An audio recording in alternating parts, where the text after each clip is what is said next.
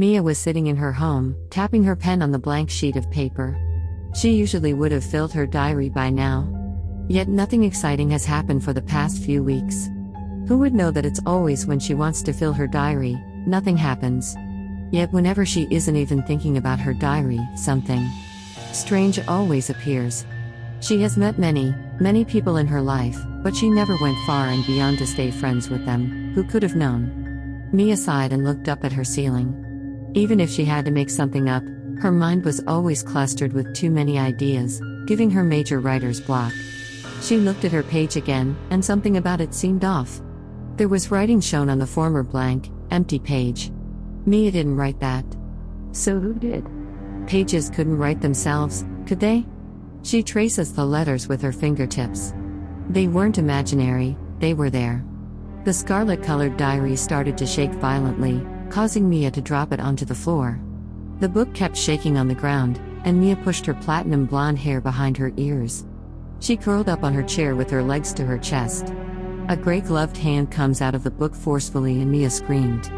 Her back was pushed up against the chair, trying to get as far back as she could. The hand felt around the area. The smooth pages of the paper, the hard book cover, and finally the soft feeling of the carpet. The hand intertwined its fingers into the separate strings of the carpet and tugged on it loosely to see if there was a good enough grip on the carpet. Then it started pulling itself up, which made Mia go into paralysis shock. She couldn't move even if her life depended on it. The hand turned into an arm, and that arm came with a head, which came with a torso and so forth. Until a whole body was visible to her. A tall, presumably male figure stood in front of her diary. His long, faded dark red hair was mixed with a dark gray or even black color. It was hard to determine, and not to mention it was fairly messy. His dull, orange eyes caught her gaze and it made her squirm in her seat. A mask, something that resembles those doctor masks they put over their mouth, but it was a darker teal instead of blue. The man wore a dark faded purple jacket over a dark blue shirt and jeans. His shoes were normal gray sneakers and the belt around his waist was probably the brightest color he had. It was a purple mixed in with a blue. His pasty white skin almost glowed brighter than the belt that he had to hold his pants up. Behind him was a little devil's tail. It looked like a thin string with a faded red heart at the end. Mia trembled, her bottom lip quivering. "Who are you?" She managed to get out, her voice messed up and it came out small and in a slight stutter. The man threw his head back and laughed darkly. His gloved finger pulled down his mask and he grinned sickly. It made Mia's stomach turn and she thought her breakfast would come up. "Who am I? I am your worst enemy. I am the one who is always in your brain. You never get rid of me, even when you are creative." The man approached Mia and lifted her chin. His face just inches away from her face. "I, Ark, am the source of your sick writer's block." Mia's eyes widened and she bit her bottom lip. The source of her writer's block? How could that even be possible? A person could never be a source of anything as evil as writer's block. Ark chuckled again, pulling her up out of her chair. "Why are you here?" Mia yelled, shoving Ark back. His tall frame fell onto his back, just inches from the book. His hair went to spill over the book, but instead, it was swallowed by the book. Mia had an idea of how to defeat this man. Ark quickly jumped to his feet and abnormally cracked his neck. Mia shrunk back, cringing at the sick noise that penetrated her ears. "Did you really think I would give up that easily? Pathetic." Ark cackled. He grabbed a fistful of Mia's long hair and threw her across the room. She screamed as she dented the wall. It cracked at the impact that was made when she hit it.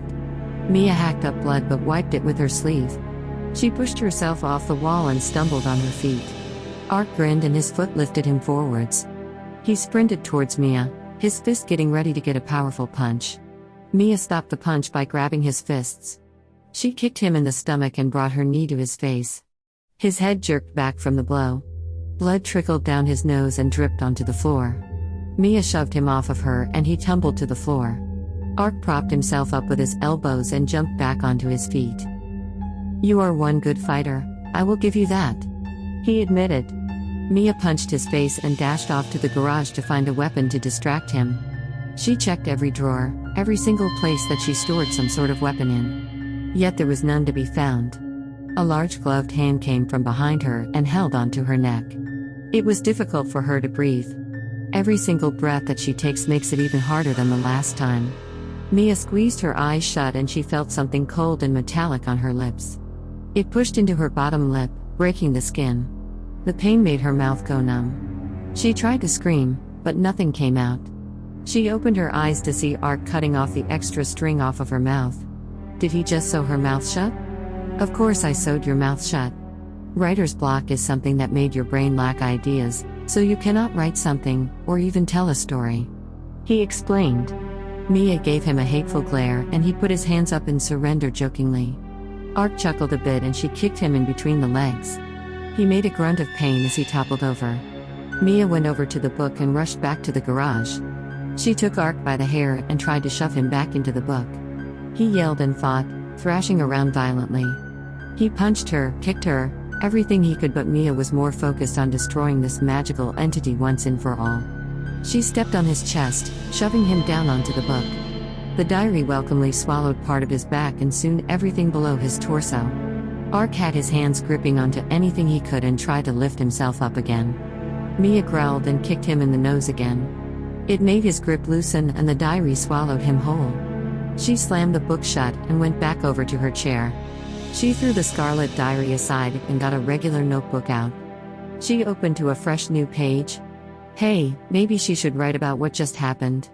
It would be a great idea, and it is finally interesting for once. Meanwhile, the scarlet diary suddenly opened and its pages started turning. Until it stopped. On the final page lay the image of Ark. Maybe this story really isn't over after all.